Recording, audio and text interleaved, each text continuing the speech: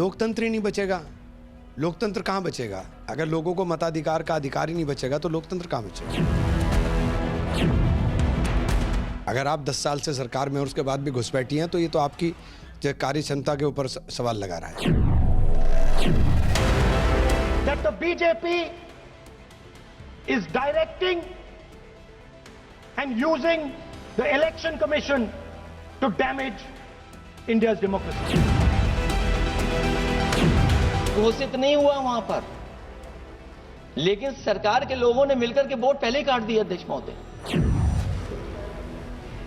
वहीं से दिखा दो, ये लिस्ट है। अगर एक भी इसमें गलत हो तो बता दीजिए। एक भी गलत हो अध्यक्ष महोदय।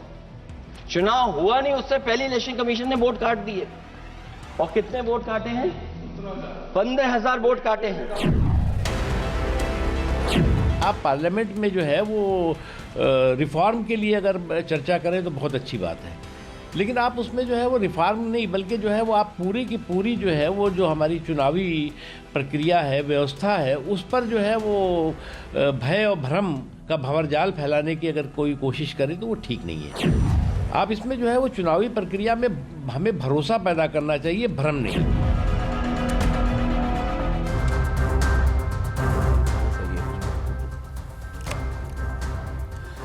नमस्कार, मैं हूं रमेश भट्ट। देश की संसद चुनाव सुधार पे चर्चा कर रही है। वैसे चुनाव सुधार की चर्चा आज से 50 से 55 साल पहले शुरू हो गई थी, लेकिन ज्यादातर चुनाव में सुधार मैं कहूंगा वो सुप्रीम कोर्ट ने किए हैं। बहरहाल आज संसद में जो चर्चा हुई है उसमें कई पहलू सामने आए हैं।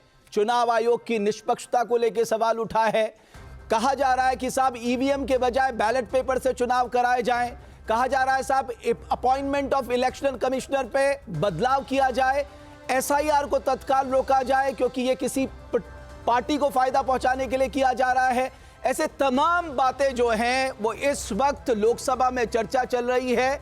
लेकिन इन सब के अलावा इस देश में चुनाव सुधार की जरूरत है, क्योंकि अगर लोकतंत्र को मजबूत बनाना है, अगर देश के सबसे बड़े लोकतंत्र को मजबूत बनाना है तो जाहिर हमें समय के साथ साथ कई बड़े सुधार करने होंगे। लेकिन आज की चर्चा में हमारे जो महत्वपूर्ण सवाल है उनमें पहला सवाल है, क्या वोटर लिस्ट शुद्धिकरण के लिए एसआईआर नहीं होना चाहिए? हमारा दूसरा सवाल, क्या चुनाव आयोग की एसआईआर की प्रक्रिया पारदर्शी नहीं है? क्या एसआईआर के विरोध की वजह घुसपैठियों को बचाना तो नहीं है? ये तमाम ऐसे सवाल हैं जो हम इस चर्चा में शामिल करेंगे। और इसी पे बात करने के लिए अब हमारे साथ बहुत ही खास पैनल जुड़ चुका है। भारतीय जनता पार्टी से राजीव जेटली, जनता दल यूनाइटेड से श्वेता प्रिया, सुजाता पॉल कांग्रेस पार्टी से और अमीक जमई समाजवादी पार्टी से। आप चारों का बहुत बहुत स्वागत है। और शुरुआत में सुजाता पॉल जी आपसे करना चाहूंगा, लेकिन मैं एक निवेदन जो आज अपने मेहमानों से करना चाहता हूं कि हम सिर्फ यहां अपने विचारों के लिए आए हुए हैं, व्यक्तिगत ना हो और गरिमा का जरूर ख्याल रखें, क्योंकि मैं अमूमन देख रहा हूं हम इतने व्यक्तिगत हो जाते हैं और जिन शब्दों का हम चयन करते हैं वो सही नहीं है। बहरहाल सुजाता जी, एसआईआर से क्यों दिक्कत है? एसआईआर तो एक ऐसी प्रक्रिया है जो होनी चाहिए साहब। 2002-3 में लास्ट हुई थी, तब तक ये रेगुलर हुआ करती थी। अब ऐसा क्या हो गया कि एसआईआर से इतनी नाराजगी है आप लोगों को?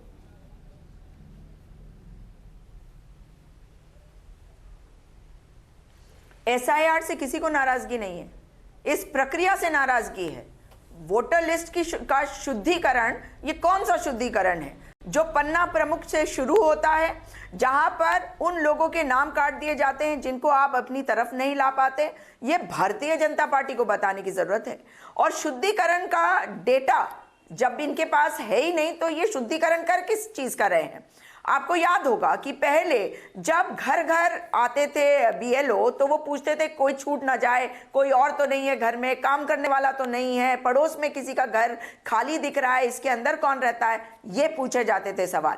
और आज क्या किया जा रहा है कि चुनाव आयोग की हिम्मत तो देखो जरा, सिर्फ इसलिए क्योंकि मोदी सरकार ने उनको बचाने की के लिए पूरा प्रबंध कर लिया कानून में बदलाव करके कि उनके खिलाफ कोई कोर्ट जा ही नहीं सकता। बार बार पूछा जाता है ना कि कोर्ट क्यों नहीं जाते, तो इनके खिलाफ कोर्ट नहीं जाते जो असली अपराधी है, जो असली देश के साथ द्रोह कर रहे हैं, क्योंकि ये सवालों के जवाब नहीं देते, ये पारदर्शिता नहीं लाते और फिर कहते हैं कि भाई हम जो चीज कर रहे हैं वो सही है। आप बताइए कि जो ब्राजीलियन मॉडल की तस्वीरें आई थी उस पे भाजपा का क्या तर्क था? भाजपा क्यों कूद पड़ती है भाई? सवाल हमारे होते हैं चुनाव आयोग से, भाजपा देने लगती है अपने तर्क कि अरे एक महिला आई उसने कह दिया मैंने वोट दिया। हमने कब कहा कि ब्राजीलियन मॉडल ने आके 200 जगह पे वोट दिया? हम यही तो कह रहे हैं कि अगर ब्राजीलियन मॉडल की तस्वीर आती है, अगर डुप्लीकेशन ऑफ वोट्स होते हैं बिहार में, तो ये तो साफ है ना भट्ट जी कि इसका मतलब ही है कि आपने शुद्धिकरण नहीं, आपने तो जानबूझकर इसका शुद्धिकरण लेकिन कर दिया सुजाता है, पॉल जी, 10 साल में अगर मान लीजिए वोटों को काटना चाहते हैं और वो जो सुजाता जी मान लीजिए 2002-2003 में आखिरी हुआ था, अब हो रहा है। अगर 2003 इन 12 अगर आप देखें इन 22 सालों में कितने लोग माइग्रेट कर गए होंगे, कितने लोगों की मौत हो चुकी होगी, कितनी बेटियों की शादी हो गई होगी और कितने अवैध लोग भी यहां पर आके बस गए जिसकी बहुत चर्चा हो रही है। तो साहब बिना शुद्धिकरण के तो फिर हम गलत लोगों को क्यों अधिकार दे वोट देने का? वोट देने का अधिकार तो हमारे भारत के लोगों को ही होना चाहिए।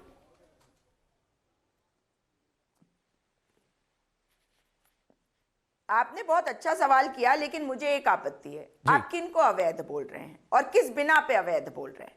क्योंकि अब बात कर लेते हैं पहले कि 2001 में सेंसस हुआ था जो जनगणना, उसके बाद 2003 वाले एसआईआर की आप बात कर रहे हैं, वो बिहार का एसआईआर। लेकिन अब मुझे बताइए नहीं, 2003 में तो 2003 में तो पूरे देश में हुआ था। क्या इस सरकार की जिम्मेदारी नहीं थी? नहीं, वहीं से शुरुआत की बात कर रही हूं कि इस बात को कहां से लाया गया। मैं पूरे देश की ही बात कर रही हूं। अब मैं जानना चाहती हूं कि जब आप पूरे देश में करना चाहेंगे तो जनगणना क्यों नहीं कर रहे? आपका काम क्या है? जनगणना करेंगे, डेटा मिलेगा और उसके आधार पर हर जो स्कीम है उसका फायदा भी लोगों तक पहुंच सकता है सही तरीके से, और उसमें पता चल सकता है कि कौन किसकी मृत्यु हो गई, किसका जन्म हुआ, किसका वोटर लिस्ट में नाम आना चाहिए। ये सारी प्रक्रिया तो तभी होगी ना जब जनगणना होगी और आपके पास डेटा होगा, आपको पता होगा किसकी उम्र कितनी है, फिर आप ढूंढने जाएंगे उन लोगों को। यहाँ तो नागरिकता की बात ज्यादा आ रही है आजकल, इसीलिए हम कह रहे हैं कि आप बिना डेटा के ये कर रहे हैं और पन्ना प्रमुखों के माध्यम से। ठीक है सुजाता जी, मैं समझता हूं राजीव, अब आप नाम हटा रहे हैं, वरना 10 साल पहले ही कर लेते, 5 साल राजीव जी कहा यह जा रहा है एसआईआर। आज तो मनीष तिवारी जी कह रहे थे कि साहब चुनाव आयोग का एसआईआर कराने की ताकत ही नहीं है, उसका कॉम्पिटेंस ही नहीं है, या उसको संविधान ने ऐसी कोई शक्ति नहीं दे रही कि बहरहाल वो सुप्रीम कोर्ट तय करे। लेकिन मैं सिर्फ आपसे यह जानना चाहता हूं कि ज्यादातर जो विपक्षी पार्टियां हैं उनका यह कहना है कि एसआईआर प्रक्रिया हड़बड़ी में की जा रही है, बीएलओ की मौत हो रही है, उस पर वो सवाल खड़ा कर रहे हैं। साथ ही वो कह रहे हैं कि आप लोगों को फायदा पहुंचाने के लिए इस पूरी प्रक्रिया को अंजाम दिया जा रहा है।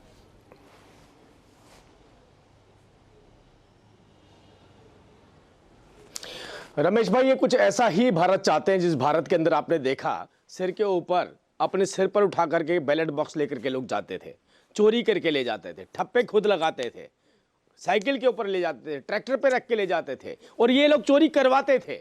यही लोग थे जो चोरी करवाते थे, इन्हीं के कार्यकर्ता होते थे जो वोटरों के बैलेट बॉक्स उठा करके ले जाते। अरे बॉलीवुड की तो मूवीज में दिखाया जाता था, हमने तो नहीं बनाई थी ना। कैसे लोग गुंडागर्दी करने के लिए आते थे, कैसे वहां पर बूथ कैप्चरिंग होती थी, कैसे लूटा जाता था और कैसे सरकारें बनती थी।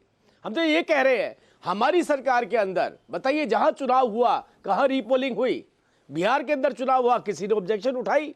कहीं कोई गुंडागर्दी हुई? कहीं कोई उठाने की नौबत आई? हम जहां पर भी चुनाव करवा रहे हैं, हमारा मतलब आज इलेक्शन कमीशन जहां पर भी चुनाव करवा रहा है वहां पर ऐसी नौबत नहीं आ रही है, रीपोलिंग की नौबत भी नहीं आ रही। अब रही बात एसआईआर की, देखिए एसआईआर एक प्रक्रिया है, चुनाव आयोग कर रहा है, और शायद इनके पास कार्यकर्ताओं का अभाव हो गया। हमारे पास है पन्ना प्रमुख, इसमें कोई डाउट नहीं है, हमारे गली गली के अंदर कार्यकर्ता है। हमारा एक कार्यकर्ता एक वोटर के साथ रहता है, संवाद करता है, समझाता है, बताता है कि मोदी सरकार ने क्या करके दिखाया। और यही हमारी चोरी है कि हम हकीकत जो है जनता के सामने ला करके रख देते हैं। हम बताते हैं इस सरकार और पहले की सरकारों में क्या फर्क था। अगर आज समझाने को आप चोरी कहते हैं तो चोरी हम करते हैं, लेकिन अभी आप ये सोचिए कि इनकी मांग क्या है। बैलेट बॉक्स पे चले जाइए, वापस बैलेट बॉक्स पे चले जाइए ताकि आपके गुंडे सक्रिय हो जाए और बैलेट बॉक्स फिर से उठा करके भागे। बैलेट बॉक्स पर चले जाइए ताकि वैसी व्यवस्था बन जाए, वैसी अव्यवस्थाएं हो जाएं जैसी अव्यवस्थाएं आपके टाइम में हुआ करती थी। अरे भाई, हमने तो कहा अगर कोई त्रुटि नजर आती है तो एक चुनाव आयोग का एक सिंपल फार्मूला है, एक प्रक्रिया है उनकी, जिसमें कहा जाता है कि अगर आपको लगता है तो इसको डिलीट किया जाए तो हम डिलीट करते हैं, अगर इसको ऐड किया जाए तो इसको ऐड करते हैं। फाइनल लिस्ट जो होती है, पहले चुनाव आयोग चुनावी जो पॉलिटिकल पार्टियां होती हैं इनके कार्यकर्ताओं को दी जाती है, लिस्ट को वेरीफाई किया जाता है, उसके बाद एक फाइनल लिस्ट आती है, फाइनल ड्राफ्ट आता है। ये टेक्निकल टर्म है, ये आपके पास कार्यकर्ता नहीं है, ना ड्राफ्ट देखने वाला कार्यकर्ता है, ना डिलीट करवाने वाला कार्यकर्ता है, ना ऐड करवाने वाला कार्यकर्ता है। और जिसके पास कार्यकर्ता नहीं है, अंदाजा लगा लीजिए उस राजनीतिक पार्टी की कितनी आज की डेट में वक्त रह गई होगी। ये तो आप से बैठकर प्रेस कॉन्फ्रेंस, ये तो आप बीएलए की बात कर रहे हैं, ये तो आप बीएलए की बात कर रहे हैं। अगर हम बीएलओस की भी बात करें, क्या आप मुझे बता सकते हैं हमारे दर्शकों की जानकारी के लिए कि इस वक्त बीएलओ को कितने समय तैयार किया गया, उनको कितनी ट्रेनिंग दी गई, और पहले 2002-2003 में किस तरह से तैयार किया गया था, वहां कितना टाइम लिया गया था? हर हाँ, आ गया फोन। नहीं, बीएलओ 3 बार जा रहे हैं, एक घर के अंदर 3 बार जा रहे हैं, और तीनों बार पूरी तरह से सक्षम हैं अपनी प्रक्रिया को करने के लिए। उनके पास उतनी ट्रेनिंग होती है, वो आज से चुनाव नहीं लड़वा रहे हैं, वो शुरू से चुनाव लड़वाते हुए आ रहे हैं। और जो ये बात बार बार उठाते हैं, किसी बीएलओ की मृत्यु हुई, बड़ा दुखद है ये मामला कि किसी की मृत्यु हुई। अरे भाई, सरकारी कर्मचारी कार्य करते करते इस देश के अंदर बहुत सारे ऐसे लोग हैं जिनको हार्ट अटैक भी आया, कोई और बीमारी से ग्रस्त था, उसको उस दिक्कत को भी झेलना पड़ा। आप बहाना क्या बना रहे हैं, सोचिए, चोरी करने का बहाना क्या बना रहे हैं, गुंडागर्दी को वापस लाने का बहाना क्या बना रहे हैं, वोट बैलेट बॉक्स उठा करके भागने का। ठीक है, बहाना ये अभी आपकी बात आ गई सुजाता पॉल जी। अगर आप बैलेट की मांग कर रहे हैं, बीजेपी ये आप आरोप लगा रही है, आप वही दौर वापस लाना चाहते हैं बूथ कैप्चरिंग का।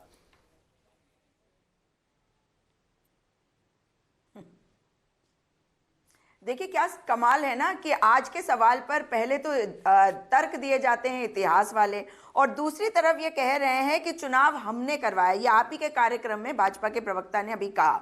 बीएलओस की मौत पर जो असंवेदनशीलता है, वो कह रहे हैं कोई बीमार है तो वो मर गया नहीं। जो लोग मर रहे हैं उनके परिजन भी कह रहे हैं, वो स्वयं कह रहे हैं कि हम पर बहुत ज्यादा दबाव है, हमें कहा जा रहा है कि इस टाइम तक आपको ये अपलोड करना ही है। और हम उस बात पे भी तो बात कर रहे हैं, हम तो नहीं कह रहे हैं कि वो गलत काम कर रहे हैं, हम कह रहे हैं कि उनके ऊपर दबाव क्यों डाल रहे हैं, कार्य को ठीक से कराइए। इन्होंने जिम्मेदारी जो है वो कार्यकर्ता पे डाली ऐड और डिलीट करने की, यानी कि जो बीएलओज और बीएलए का फर्क है उसको खत्म करने की बात कर रहे हैं, क्योंकि इनका जो बीएलए है वो तो बीएलओ ही कर रहा है ना काम। तो जिसका जो इस वक्त बात कर रहे हैं कि बैलेट बॉक्स उठा के कोई ले जाएगा, भट्ट जी नहीं, आपको समझ नहीं आया क्या?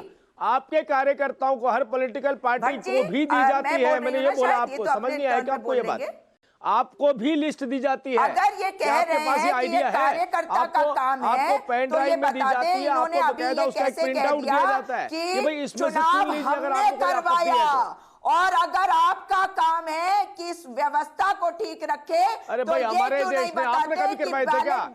नेहरू जी ने तो किताब लिख डाली इसके ऊपर, नेहरू जी ने तो किताब लिख डाली, पहला चुनाव मैंने करवाया और कैसे करवाया। नेहरू जी ने तो अपना व्याख्यान दिया उसके अंदर कि भाई मैंने कैसे बैलेट बॉक्स अरेंज करवाए, मैंने कैसे दूर दराज के इलाकों में बैलगाड़ी से पहुंचवाए। तो नेहरू जी बोलते हैं। अरे नेहरू जी के तो नेहरू जी बोल चुके हैं, बताइए। अरे कब तक नेहरू जी पे इसलिए चला गया क्योंकि आपको किताब पढ़नी चाहिए नेहरू जी की। नेहरू जी ने कहा पहला चुनाव मैंने कैसे करवाया, उसके पीछे क्या चुनौतियां थी और मैंने उसके लिए क्या क्या लड़ाई लड़ी। हम तो नहीं कह रहे नेहरू जी कह रहे हैं, क्यों नहीं बता पाते कि इलेक्शन कमिश्नर्स को बचाने के लिए क्यों किया है कानून में? लेकिन राजीव जी जवाब दो। सीसीटीवी राजीव जी कैसे दिया गया इसी को? राजीव जी, अरे कौन सा जवाब? राजीव जी, लेकिन राजीव जी मैं आपको एक बात कहना चाहता हूँ। पूरी करो राजीव जी, पता ही नहीं है क्यों नहीं दे पा रहे? राजीव जी मैं आपको एक बात, नेहरू जी ने क्या किया वो तो हमने नहीं देखा, लेकिन जीवीएल नरसिम्हा राव साहब ने एक किताब लिखी थी ईवीएम पे। नहीं, मैं नेहरू जी की बात नहीं कर रहा। जीवीएल नरसिम्हा राव ने जो नरसिम्हा साहब ने जो किताब लिखी थी ईवीएम पे, वो आपने पढ़ी है? मुझे तो उन्होंने सौंपी थी वो किताब, मुझे याद है। हाँ मैं समझ गया आपकी जीवीएल जी की बात समझ गया। बिल्कुल बिल्कुल सही कहा आपने। जीवीएल जी की ने किताब लिखी थी ईवीएम के ऊपर, उन्होंने कहा था कि क्वेश्चन उठाना जरूरी है और ये तो किसी के पास भी अधिकार होता है, जब उन्हें डाउट होता है तो वो प्रश्न उठा सकते हैं। मैं नेहरू जी की बात कर रहा था वो ये नहीं कह रहा था, मैं कुछ और बता रहा था आपको। मैं आपसे कह रहा था, हाँ मैं, अरे सुन तो लीजिए, आप अगली डिबेट में काम आ जाएगा, सुन लीजिए मेरी बात, अगली डिबेट में काम आ जाएगा, सुन लीजिए मेरी बात, सुन तो लीजिए, अरे सुन तो लीजिए। मैं आपसे कह रहा था नेहरू जी ने तो पूरी व्याख्यान दिया कि कैसे मैंने चुनाव लड़वाया, कितनी चुनौतियां थी, बैलगाड़ी में बैलेट बॉक्स को लेकर के जाया जाता था, कौन से दूर दराज के गांव के अंदर मैंने गधे के ऊपर रखवाया, कहां पर मैंने किसको यूज किया, कैसे कैसे नदियां पार करी, नेहरू जी बता रहे हैं। मैं इसलिए बोल रहा हूं आपको ये जानकारी नहीं है, ये जानकारी ही नहीं है। तो नेहरू जी ने कौन सा चुनाव कराया था बताइए, खुद ही चुनाव कराया, खुद ही लुटवा दिया। सुजाता पॉल जी आज आपको दिक्कत पता है क्यों आ रही है? सुजाता पॉल जी आज आपको दिक्कत पता है क्यों आ रही है? मैं बताता हूं, एक मिनट। सुजाता जी आज पता दिक्कत क्यों आ रही है? 2006 में अगर मुख्य चुनाव आयुक्त ने जो 22 पॉइंट्स दिए थे इलेक्शन रिफॉर्म के लिए, अगर आपने वो इंप्लीमेंट कर दिए होते तो शायद ये नहीं होता। आज आप कह रहे अपॉइंटमेंट ऑफ इलेक्शन कमिश्नर जो है वो साहब फेवरेबल बनाने के लिए जो सुप्रीम कोर्ट ने डिसीजन दिया उसको पार्लियामेंट से लाके सरकार ने बदल दिया। तब आप ये एक व्यवस्था बना देते कि साहब एक ट्रांसपेरेंट बॉडी होगी, उसमें ये लोग होंगे और ट्रांसपेरेंट तरीके से इन लोगों के चयन होगा ताकि हम इलेक्शन को हम ट्रांसपेरेंट बना सके। लेकिन तब आपने नहीं किया। आज आप ये सारी प्रक्रियाओं में सवाल उठा रहे। लेकिन मैं सिर्फ इतना कहना चाहता हूं, आपके दौर में भी आपके पास मौका था, आपने नहीं किया। नहीं ना ना ना ना, बहुत बढ़िया। और टीएन सेशन साहब तो कहते गए, मतलब आप खुद ही मान रहे हैं लगा के गए सारी ताकि ये हमारे चुनावों की प्रक्रिया के बीच में दखल नहीं किया, क्योंकि हमने उन रिफॉर्म्स को इंप्लीमेंट नहीं किया तो भाजपा को ये अधिकार मिल जाता है कि वो गड़बड़ करे। ये कह रहे हैं आप? नहीं, मैं क्यों कहूंगा ऐसा? मैं कहूंगा आपके पास जो मौका था आपने भी तो नहीं किया। ये देश चाहता था कि आप इलेक्शन रिफॉर्म करें लेकिन आपने नहीं किया। तो इसका मतलब इनको अधिकार मिल जाता है कि डाका डाल दे, ये डकैत वोटों के ऊपर डाका डालेंगे, सरकार जो है वो अवैध बनाएंगे। इनको ये अधिकार मिल जाता है कि हमने इलेक्टोरल रिफॉर्म्स नहीं किया तो ये चोरी डकैती करेंगे। भैया तो ये तो हो गए ना देशद्रोही। इससे बड़ा द्रोह इस देश में नहीं हो सकता। अमित जमेई साहब, मैं आपके पास आना चाहता हूं, आपको एसआईआर से क्या दिक्कत है?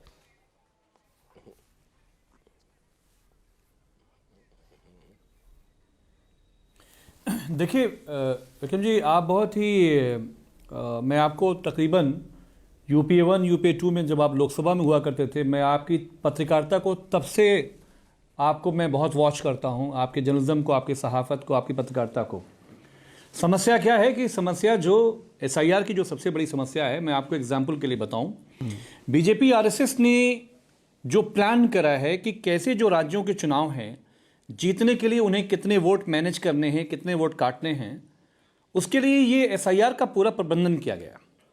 अब आप जौनपुर में एक एग्जाम्पल के लिए, मेरी विधानसभा है 366 जौनपुर सदर, तकरीबन वहाँ पर 836 बीएलओ और लेखपाल, ना कोई उनकी ट्रेनिंग हुई, ना कोई उनका डीएम के जरिए तैयारी हुई, सीधे आपने एक सीमित समय में आपने उनको उतार दिया कि आप हमें वोट काट के दो।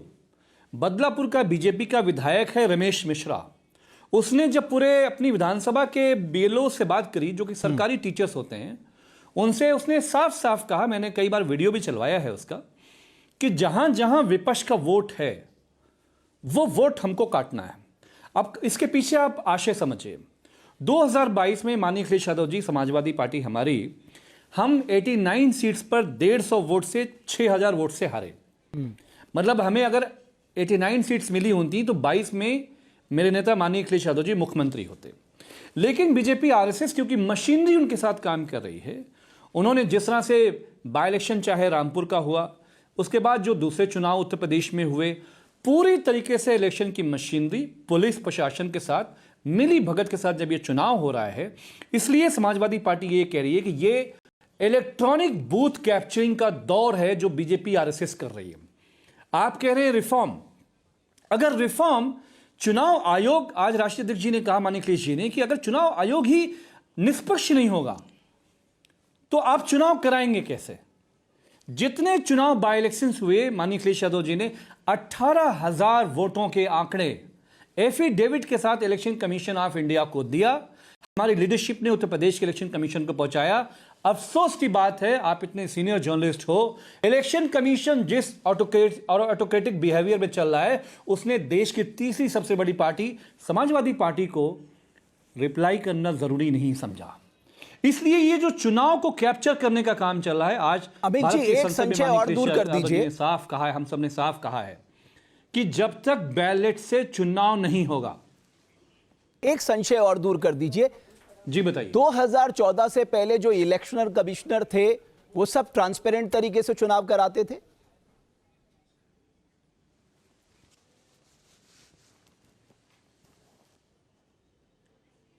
बेशक 2004 से पहले अगर निष्पक्ष चुनाव नहीं होता तो मरहूम अटल बिहारी वाजपेयी साहब प्रधानमंत्री कैसे बनते? आप तो उनको बहुत आइडियल मानते हैं, हम लोग उनको कितना बड़ा नेता मानते हैं इस देश में। चुनाव हुआ था तभी तो जीत के आए थे। लेकिन आज माननीय अखिलेश जी ने कहा कि कांग्रेस ने भी अपनी ये गलती सुधारी। पर सर इसी ईवीएम ने तो आपको तीसरी, सर इसी ईवीएम ने तो आपको देश की तीसरी सबसे बड़ी पार्टी बनाया पार्लियामेंट में। इसी ईवीएम से तो बने हैं आप। मैं आपसे ये भी तो कह रहा हूं, मैं आपसे ये भी तो कह रहा हूं, तो कर्नाटका में इनकी सरकार 18,000 वोटों के आंकड़े जो इलेक्शन कमीशन ने काटे, जो इलेक्शन कमीशन ने वोट्स काटे, 18,000 वोट्स ऐसे नहीं होते हैं। 2 वोट से भी लोग हार जाते हैं एक चुनाव। 5 साल खराब हो जाता है। 5 सीटों से 2 सीटों से लोकसभा में लोग प्रधानमंत्री बनते रह गए। तो सीधी सीधी बात यह है कि बूथ कैप्चरिंग का दौर है, इलेक्ट्रॉनिक बूथ कैप्चरिंग का दौर। अब बीजेपी आरएसएस ये समझती है कि ऑटोक्रेटिक बिहेवियर से वो पूरे देश के चुनाव, चाहे वो पश्चिम बंगाल हो या उत्तर प्रदेश हो, आपको नहीं फिक्र है बीएलएस की? हमारे उत्तर प्रदेश में तकरीबन 10 लोग, इसमें हमारे जो बेलोज है वो मारे गए। माननीय अखिलेश यादव जी ने निजी तौर पे उनके 2-2 लाख की मदद करी। लेकिन क्या इलेक्शन कमीशन को आपने कोई तैयारी नहीं कराई? लेना चाहिए था। बिल्कुल अमित जमाई साहब, मैं इस चर्चा को आगे बढ़ाऊंगा। केवल इलेक्शन कमीशन का केवल ईवीएम ही मसला नहीं है, मसला कैश ट्रांसफर भी आया चुनाव सुधार में, जिसको लेके आप पार्लियामेंट में चर्चा हुई है। मैं उस पर भी जरूर आना चाहूंगा। मैं आपसे जानना चाहता हूं श्वेता जी, आप ही के यहाँ 10,000 रुपए ट्रांसफर हुआ है और उस पे सबसे ज्यादा सवाल ये उठाए जा रहे हैं कि साहब अगर ऐसा हुआ कि देश की जो आर्थिक स्थिति है उसका क्या हाल होगा। स्टेट आप देखिए, डेट जीडीपी रेशियो कई स्टेट का 30% से ऊपर है, मतलब 28/18 प्रदेशों का 30% से ऊपर है। तो कैसे चलेगा आगे? और ये प्योर रेवड़ी कल्चर है। देखिए रमेश जी, हम आपके राजीव जेटली जी बताएंगे रेवड़ी कल्चर के बारे में। आई थिंक वो लोग एक्सपर्ट है रेवड़ी कल्चर को, किस तरह से देश रेवड़ी कल्चर के चलते देश बर्बाद हो सकता है। मैं राजीव जी के पास आऊंगा। मैं श्वेता जी आप जवाब दीजिए। रमेश जी, आपने अभी एसआईआर के मुद्दे पे बात करते हुए ये बोला था कि नागरिकों को अधिकार है भारत में वोट डालने का। उसी पे हम बोलना चाहते हैं, नागरिकों का जो वोटिंग राइट है वही लोकतंत्र की शान है। बाकी जितने भी फर्जी वोटर हैं वो तो इससे सावधान ही रहें। और दूसरी बात ये, अभी इन्होंने बोला था, सुजाता जी ने बोला था, चुनाव आयोग पे सवाल उठाते हुए उन्होंने बोला था कि जब ब्राज़ील की जो मॉडल थी उनका फोटो जो भी दिखाया गया उसमें उन्होंने बोला उन्होंने इलेक्शन कमीशन से सवाल किया था। आपने इलेक्शन कमीशन से सवाल नहीं किया था, राहुल गांधी जी ने इलेक्शन कमीशन से सवाल नहीं किया था। उन्होंने प्रेस कॉन्फ्रेंस किया था जिसके जरिए वो लोगों को गुमराह कर रहे थे। और बाद में क्या निकल के आया देखिए, ब्राज़ीलियन जो मॉडल थी उन्होंने भी इस पे सफाई दी थी। दूसरी बात, सुजाता जी ने ये बोला कि जनगणना करवाना चाहिए, एसआईआर नहीं। जनगणना अगर होगा तो वो गवर्नमेंट करवाती है। एसआईआर करवाने का पूरा कंप्लीट राइट इलेक्शन कमीशन का होता है फेयर इलेक्शन के लिए। और जो ये बात कर रहे हैं कि नहीं होना चाहिए, जो वेस्ट बंगाल में आ रहा है, उसका एक उदाहरण देना चाहते हैं। करीब 2200 बूथ्स ऐसे हैं, पोलिंग बूथ्स ऐसे हैं जो बॉर्डरिंग डिस्ट्रिक्ट्स में है। वहाँ पे पिछले 23 साल में जितने वोटर्स का नाम इलेक्टोरल रोल में है उतने ही आज भी हैं, किसी का नाम कटा नहीं है। जबकि वहाँ पे जो वृद्ध लोगों की संख्या सबसे ज्यादा है, आप मुझे ये बताइए 23 साल में कोई मरे नहीं होंगे क्या, कोई शिफ्ट नहीं हुए होंगे क्या? एक एग्जांपल लेते हैं, एक डिस्ट्रिक्ट है 24 परगना, वहां के लोगों के बारे में, बहुत सारे लोग वहां से बाहर है, आप दिल्ली में पूछिएगा आप कहाँ रहते हो, हम दिल्ली में रहते हैं, उनका घर भी यहाँ पे है, सब कुछ यहाँ पे है, लेकिन फिर भी ये लोग बोलते हैं कि वो शिफ्ट नहीं हुए हैं। बताइए 23 साल में परगना का कोई व्यक्ति अगर यहाँ शिफ्ट हो गया है, यहाँ वोट दे सकता है, यहाँ एनरोल हो सकता है, तो वहां पे उसकी चॉइस है ना। वहां पे तो उनका नाम, अगर वो परमानेंटली यहाँ पे शिफ्ट हो चुके हैं, वहां पे तो नाम उनका कटना चाहिए। 23 साल से ये चीज नहीं हुआ है, अगर नहीं हुआ है तो अब तो करेक्शन की जरूरत है ना। ये तो रेगुलर होना चाहिए था, ये 2013 में भी होना चाहिए था, ये 2023 में भी होना चाहिए था, क्या मैं इसमें नहीं आना चाहता? नहीं, बिल्कुल होना चाहिए था, अगर नहीं हुआ है तो आज हो रहा है। जी आप रिप्लाई करिए, उसके बाद मैं राजीव जी के पास जाऊंगा। और इन्होंने एक बात और बोला था, 1 मिनट सुजाता जी, किस बेसिस पे आप अवैध घोषित कर रहे हैं लोगों को जिनके पास डॉक्यूमेंट्स नहीं है, वो तो अवैध ही है ना, वोटिंग राइट्स के लिए वो अवैध ही कंसीडर किए जाएंगे। और जनगणना करना सरकार का काम होता है और सरकार ही व्यवस्थाओं को आप सुन रही हैं? बोलिए सुजाता जी, सुन रहे हैं। तो जनगणना सरकार का काम है, बिल्कुल सही कहा आपने। और एसआईआर काम इलेक्शन कमीशन का हो गया, पन्ना प्रमुखों का काम, और बीएलओ को बीएलए का काम देने का काम तो ईसी का नहीं है। और ईसी को पारदर्शी बनाने के लिए क्या कानून इतना सख्त नहीं होना चाहिए कि किसी भी चुनाव आयुक्त को यह डर हो कि अगर वो एक भी वोट की चोरी कराता है, यहाँ तो मास चोरी हो रही है, डकैती हो रही है, तो एक भी वोट की चोरी हो तो उस पर सवाल किया जाए, वो जवाब दे और वो बच ना सके। लेकिन अभी आप बात करने की पश्चिम बंगाल की, जहाँ पे चोरी हो रहा होगा, 11-12 साल हो गए मोदी सरकार को, आप बॉर्डर डिस्ट्रिक्ट की बात कर रही हैं। अरे सुन लीजिए, आपके बिहार में जो लोग शिफ्ट हुए, अरे बिल्कुल मैंने नहीं कहा, अरे ईवीएम सही होगा और पारदर्शिता होगी तो जितने वोटों से हम जीतते उससे कहीं ज्यादा वोटों से जीतेंगे। और बताइए, और दूसरी बात, अब आप बात कर रहे हैं ना कि जो शिफ्ट हो गया तो गाड़ियां भर भर के क्यों गए बिहार में लोग वोट देने के लिए, और जिनकी मृत्यु हो गई, मृत्यु प्रमाण पत्र को नगर निकाय बनाता है, पंचायत बनाता है। क्या ये रिकॉर्ड नहीं था कि उनका नाम कटवाने के लिए वो कोऑर्डिनेट करते और चेक करते? अब एसआईआर में 2003 की बात करी जा रही है, यानी कि जो व्यक्ति 2003 में पैदा ही हुआ उसकी उम्र ही 22 साल की हो गई, तो 22 साल 18 साल का जो नौजवान है उसको तो वोट का अधिकार है। तो बेसिर पैर की बातें यदि आप करेंगी तो आप केवल अपनी बेवकूफी दर्शाएंगी। सच्चाई ये है कि बीएलओस को बीएलए बना दिया गया सत्ता पक्ष का, और वोटों को कटवाना और अपने सुजाता जी मैं एक और बात करना चाहता हूं, वहां लेके जाकर वोट सुजाता जी मैं एक चीज, एक सेकंड मैडम, सुजाता जी अगर ईवीएम में सब गड़बड़, सुजाता जी ये ईवीएम का हमने इस्तेमाल कब से करना शुरू किया, आप प्लीज बताइए।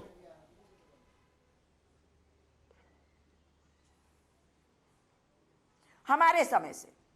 तो आप जब सत्ता में आई तो आपका मतलब है कि आपने वोट चोरी की ईवीएम के जरिए? फिर नहीं, अभी आप मुस्कुराइए मत, मुझे अच्छा लगा आप मुस्कुरा रही हैं, गुस्से में नहीं है, लेकिन मैं आपसे जानना चाहता हूं, आप भी तो सत्ता में इसी भी ईवीएम के जरिए आई है। आप सुन लीजिए ना। हाँ। अरे आप सुनने का मादा तो रखिए, मेरे मुस्कुराने से बड़ी दिक्कत हो रही है आपको भट्ट जी? है? अरे मैडम मुझे अच्छा लगा, आप गुस्से में नहीं है, आप मुस्कुरा रही हैं, मुझे अच्छा लगा। तो वैसे ही सवाल होते हैं, हमने कहा कि सवाल मत करो, हमने चलिए मुस्कुराते रहना चाहिए, क्योंकि कितनी भी कठिन डगर हो हम लड़ते भी रहेंगे मुस्कुराकर, क्योंकि सर पर कफन बांधकर लेकिन फिर भाजपाइयों से लड़ रहे हैं। लेकिन मुझे तो जवाब ऐसी बात है कि जिस वक्त ईवीएम से पहली बार चुनाव हुए तो निश्चित तौर पे हमारी सरकार थी, लेकिन सवाल उठे, उन सवालों के जवाब इलेक्शन कमीशन ने दिया, हमने डिफेंड नहीं किया। और अगर उसमें भी कहीं पर इन्होंने कोई बात हम पर उठाई तो उसको भी हमने स्वीकार किया और कहा कि चुनाव आयोग से बात करो, और उन्होंने भी पारदर्शिता तो दिखाई। लेकिन आपको याद होगा कि एक केस गया था बॉम्बे हाईकोर्ट में, वो 19 लाख ईवीएम बॉक्सेस जो गायब हो गए। तो बहुत सारे सवाल हैं, हमने जो चुनाव आयुक्त का चुनाव है उसके कमेटी में से चीफ जस्टिस को नहीं निकाला मुझे था। हमने चुनाव आयुक्त को ऐसे नहीं बचाया कि कानून में बदलाव कर दिया कि कोई इनके खिलाफ कब थे चीफ जस्टिस, कब थे पैनल में चीफ जस्टिस के रूप में कार्य करेगा? मैडम तो ये सारी बातें हैं। कब थे चीफ जस्टिस पैनल में जी? कब थे? चीफ जस्टिस को लाया गया था। क्यों लाया गया था? Supreme court. हम क्यों मैडम ये तो सुप्रीम कोर्ट ने किया है। मैं वही तो कह रहा हूं, इलेक्शन रिफॉर्म्स के ज्यादातर काम इस देश में सुप्रीम कोर्ट ने किए। हाँ, तो हटाया क्यों? हाँ, हम ये क्यों लाना चाहते थे बताइए ना। वो 2018 तो भाई आप मैडम फिर वही आप कह रही, आपके टाइम में भी नहीं था ना। ये तो सुप्रीम कोर्ट में मामला गया, सुप्रीम कोर्ट में मामला गया। सुप्रीम कोर्ट के चीफ जस्टिस ने कहा कि साहब आप भी इतिहास की बात करने लगे। गजब है आप। मतलब मैं अगर आपसे कोई आपके टेन्योर का सवाल पूछ लूं, इतिहास हो जाता है। जब देखिए इस देश में कोई भी राजनीतिक दल जो है वो इस जवाबदेही से नहीं बच सकता कि उसने चुनाव सुधार नहीं किए। मुझे याद है जब सुप्रीम कोर्ट ने कहा इस देश को जानने का अधिकार है कैंडिडेट के ऊपर कितने क्रिमिनल केसेस हैं, उसका एजुकेशनल स्टेटस क्या है, उसके पास कितना पैसा है।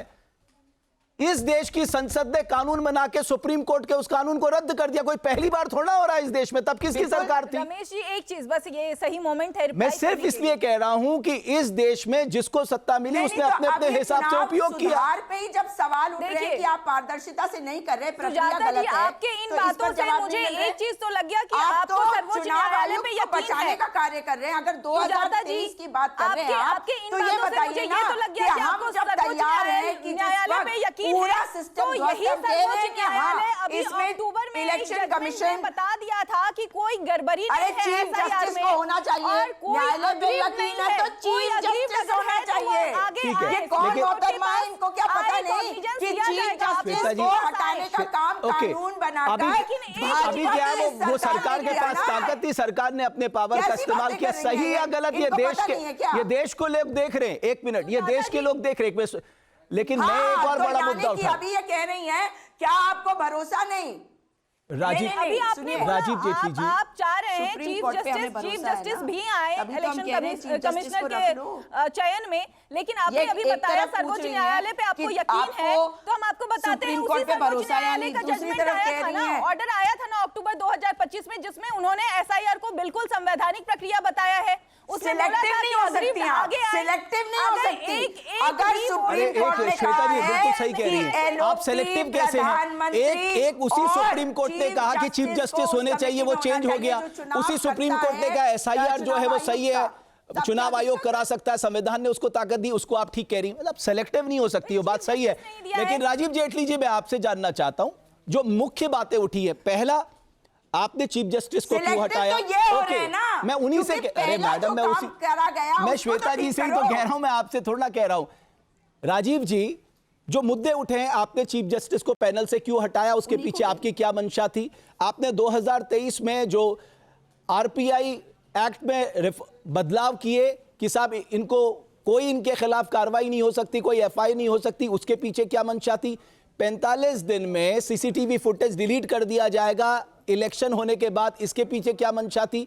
ये सारी मंशा का आज कर दीजिए ना खुलासा, इन सब लोगों के संशय दूर करिए। मैं चाहता हूं जेटली साहब आप।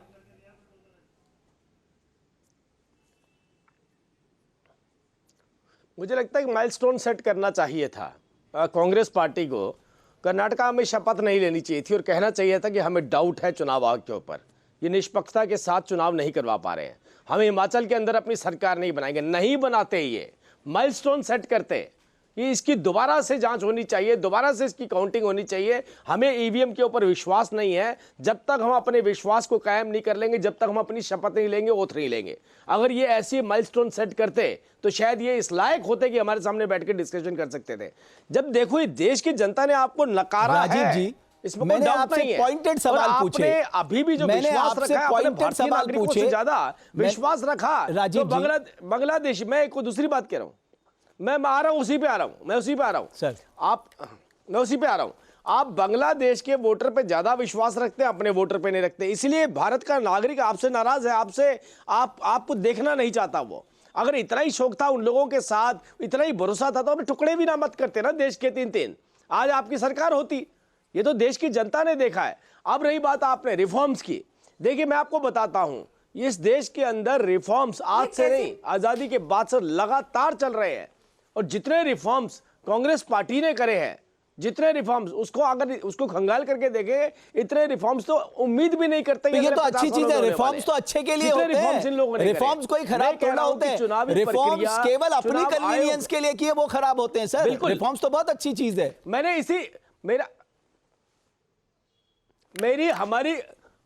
हमारी कन्वीनियंस होती तो हम हिमाचल में सरकार बना के बैठे। सर आपकी मैं आपको बताता हूं, मैं आपको एक एग्जांपल दे दूं, राजीव जेटली साहब 2016 में आज अखिलेश यादव ने उसका जिक्र भी किया था, उन्होंने बाकायदा कैबिनेट से एक पॉलिसी अप्रूव की कि वो मोबाइल देना चाहते हैं, टैबलेट देना चाहते हैं। आपने कहा साहब इन्होंने ये जो कदम उठाए इससे इलेक्शन जो है वो इन्फ्लुएंस करने के लिए उठाया गया, चुनाव आयोग ने तत्काल रोक लगा दी। बिहार में इलेक्शन के कुछ दिन पहले 10-10 हजार रुपए बांट दिए गए, तो वहां भी तो रोक लगनी चाहिए थी। और ये तो प्योर रेवड़ी कल्चर है साहब। जिस देश का डेट जीडीपी रेशियो ऑलमोस्ट 83% से ऊपर हो, वहां अगर हम इस तरह से पैसा बांटने लग जाएंगे तो कैसे चलेगा ये देश, आप मुझे बताइए। और आप तो सबसे ज्यादा चिंता करते हैं इस देश की।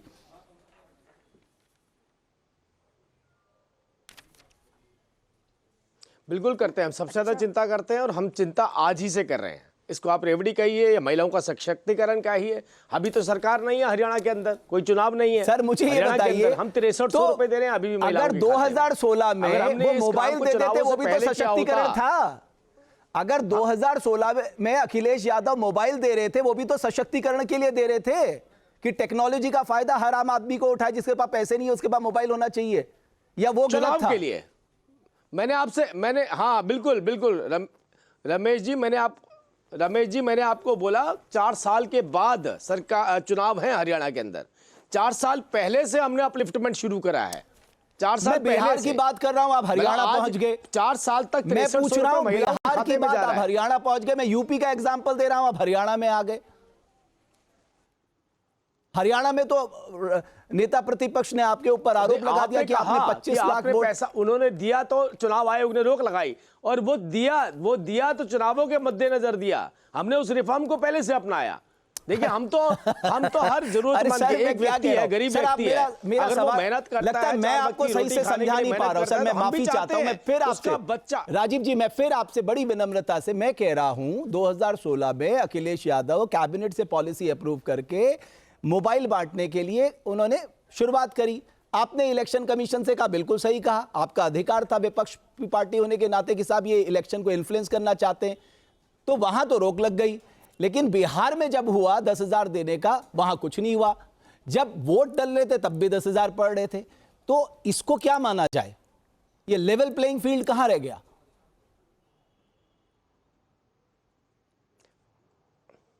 नहीं मैंने यही तो आपने कहा कि मैं समझा नहीं पाया, और अच्छी तरह समझा पाया, और मैं उसी का जवाब दे रहा था आपको। मैंने कहा कि चुनावों के मद्देनजर अगर आप कोई वेलफेयर के काम करते हैं या किसी तरीके से खरीद फरोख्त करना चाहते हैं तो वो चुनाव आयोग उस पर ऑब्जेक्शन उठा सकता है। लेकिन जो सरकार वेलफेयर के काम अपने कार्यकाल के अंदर आते ही शुरू कर दे, उसको आप चुनाव के अंदर देने वाला प्रलोभन नहीं कह सकते हैं। सर आपके हरियाणा की तो मैं बात ही नहीं कर रहा हूं, मैंने इसलिए उठाया। लेकिन चलिए इसीलिए छोड़ दीजिए, मुझे पता है आप जवाब नहीं देंगे। मैंने मान लिया। एक और सवाल, आप इस रेवड़ी व्यवस्था पे क्या कहना चाहेंगे?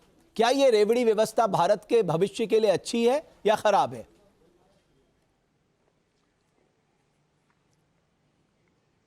हर व्यक्ति स्किल होना चाहिए, अपने पैरों पर खड़ा होना चाहिए, ये कल्चर खत्म होना चाहिए। और जब तक सबको सक्षम नहीं किया जा सकता तब तक सरकार का दायित्व बनता है कि एक व्यक्ति को इलाज के लिए पैसा सरकार दे, जो हम दे रहे हैं। एक व्यक्ति को अनाज दे ताकि उसको अपने बच्चों के भविष्य की चिंता करनी है, ये रेवड़ी कल्चर नहीं है कर पाए। सर आप डिफरेंशिएट गलत कर रहे हैं। ये तो बहुत अच्छे काम है, ये तो होने चाहिए। हम चाहते हैं कि ये खत्म हो, लेकिन नहीं हम चाहते हैं कि ये खत्म हो। हम चाहते हैं ये खत्म हो। मेरा शब्द थोड़ा गौर कीजिए, स्किल। मैं स्किल के ऊपर क्यों जोर लगा रहा हूं? जब तक आदमी निपुण नहीं होगा, ठीक है, चलिए आ जाते हैं जगह पर अपना रोजगार नहीं पा पाएगा। घुसपैठियों पर मैं अमीर जमई साहब के पास आने से पहले सुजाता जी से बात करूंगा। सुजाता जी, हमारे जो रिपोर्टर हैं इस समय पश्चिम बंगाल में है, और पश्चिम बंगाल में वो बॉर्डर एरियाज में रिपोर्टिंग कर रहे हैं। पिछले 15-20 दिन से मैडम वहां भगदड़ मची हुई है, और वो लोग स्वयं हमारे कैमरे में आके बता रहे हैं कि वो कितने सालों से वहां रह रहे थे। क्या उनको हम उनको वोट देने का अधिकार दे सकते हैं? आप मुझे बताइए।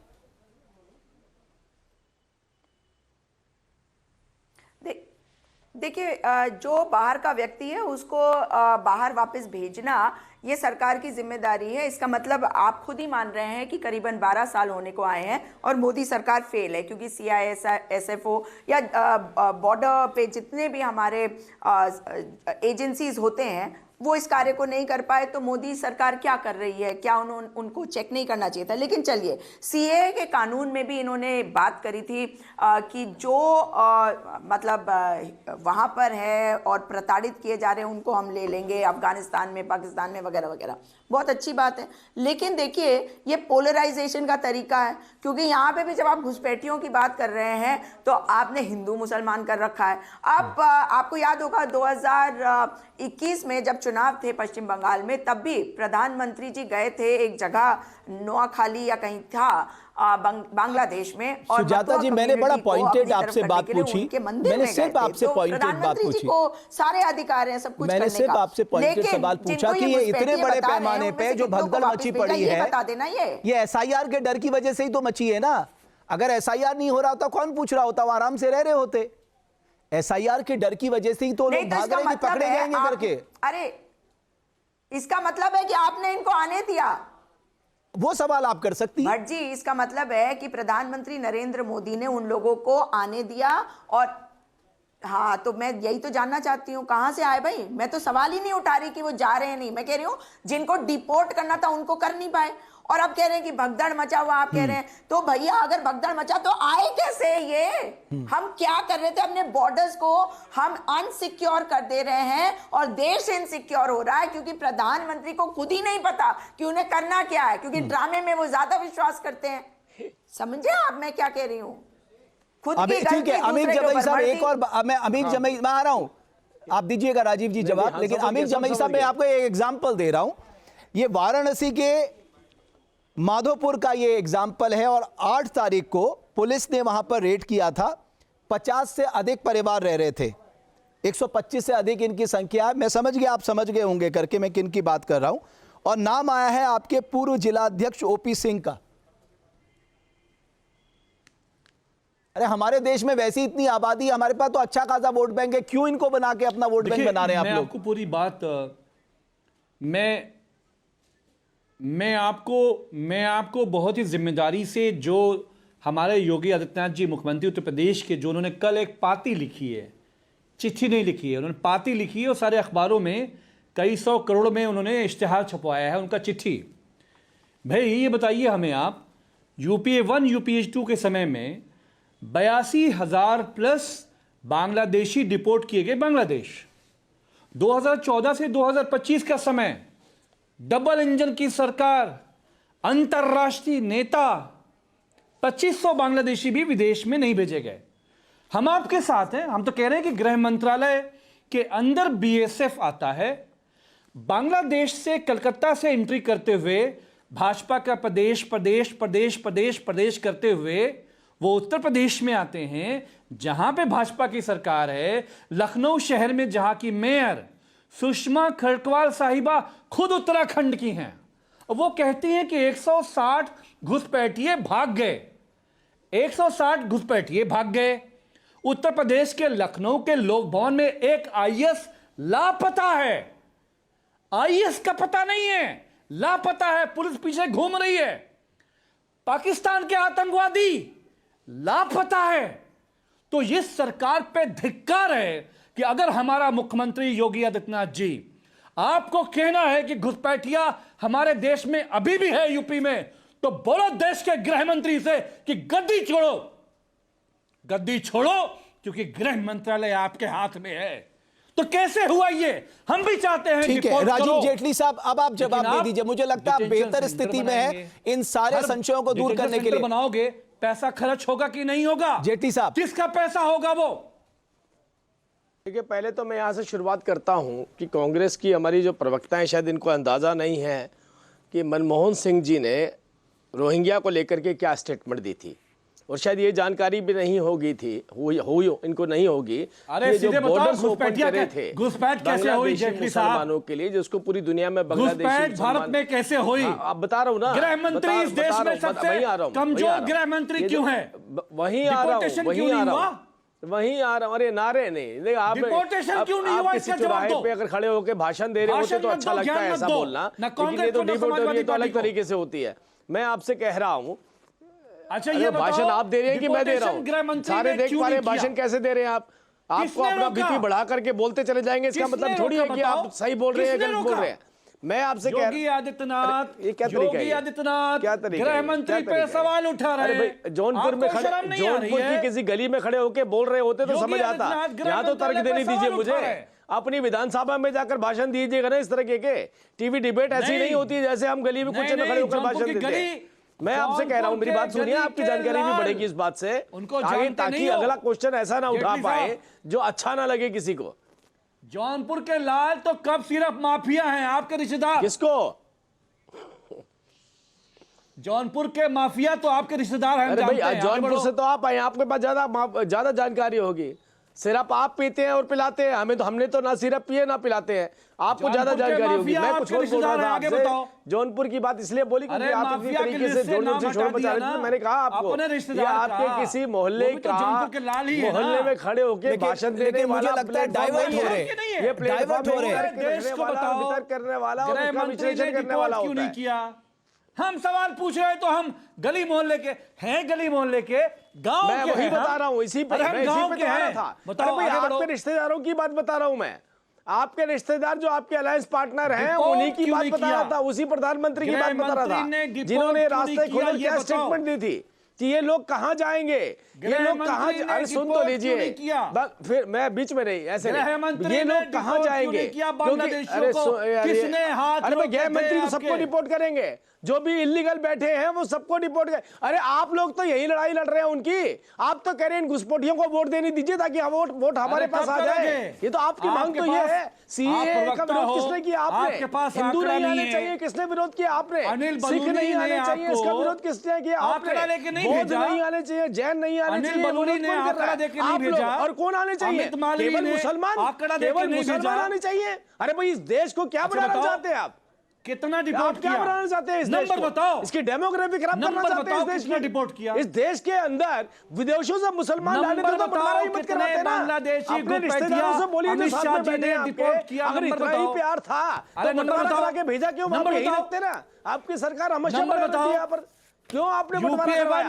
क्यों बंटवारा करवाया? यूपीए 1 यूपीए 2 में 85,000 बांग्लादेशी डिपोर्ट हुए। लेकिन एक बात है श्वेता जी, ठीक है अभी आप ये ऐसे कंटिन्यू नहीं हो सकता। चुनाव आयोग पे उंगली उठाते रहेंगे, ये देश की जनता है। अमित जमाई साहब, राजीव जी ऐसे नहीं।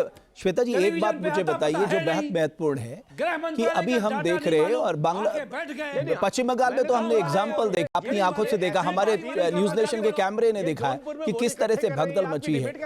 आपको लग रहा है कि इस एसआईआर प्रक्रिया से हम इस देश को बांग्लादेशी और रोहिंग्या से मुक्त कर देंगे? ऐसा तो नहीं अगली बार फिर हमारे सामने यही मुद्दा उठेगा?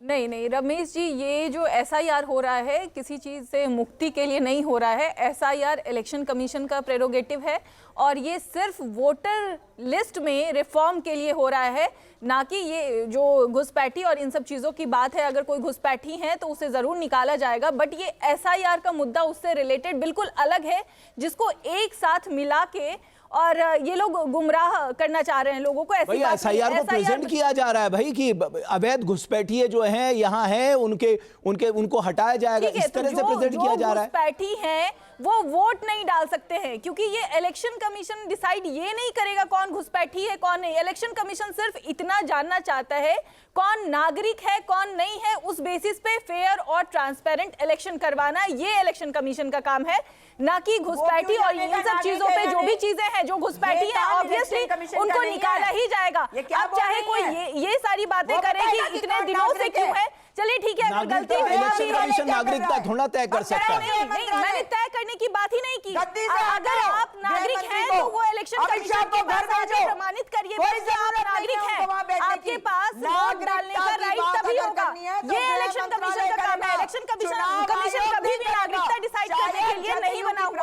को तो ये ज्ञान सारी नहीं चीजें है, बहुत थोड़ा अलग पढ़ है। लिख बहुत लीजिए। thin line होता देश है, कानून जिस से difference को चलेगा, जानना मन हर मर्जी एक के इंसान को कानूनों से बहुत नहीं जरूरी है, हर चलेगा। एक नागरिक को आप अपने ये के बताइए लोगों को तो कि जानना बहुत ही घुसपैठिए जरूरी है, आए क्योंकि कैसे? वो यहाँ पे बैठ जब के इतनी अपने नफरत पार्टी है को इन रिप्रेजेंट लोगों कर रहे से, होते हैं, तो सही तरीके से CAA प्लीज का आप लोग इन कानून चीजों को बना करिए। के कितनों को लेके आए बांग्लादेश से और कितनों को बाहर निकाला। मैं बताती हूँ डेटा आपको। अगर सुनने का लेके आने धैर्य की रखिए। बात है तो अगर इतनी 2005 तकलीफ क्यों हो से रही है आप लोगों 2025 का को? डेटा आपको बताना नागरिकों शुरू के करूंगी, लिए ही है तो ये कुछ जो मेरा- एफआईआर हो रहा है, नागरिकों के लिए मेरे पास हो रहा समय है। समाप्त हो चुका है। लेके सुजाता जी, मेरे पास समय समाप्त हो चुका है, लेकिन हम सबको इंतजार है कानून मंत्री अर्जुन राम मेघवाल जितने भी सवाल उठाए गए हैं विपक्षी पार्टियों की ओर से वो क्या जवाब देते हैं। आप सभी मेहमानों का बहुत बहुत धन्यवाद। और साथ ही ये दिलचस्प देखना होगा कि जो आरोप लग रहे हैं सरकार के ऊपर, चुनाव आयोग के ऊपर, देश के कानून मंत्री इस पर क्या जवाब देते हैं। बहुत धन्यवाद हमारी चर्चा को देखने के लिए।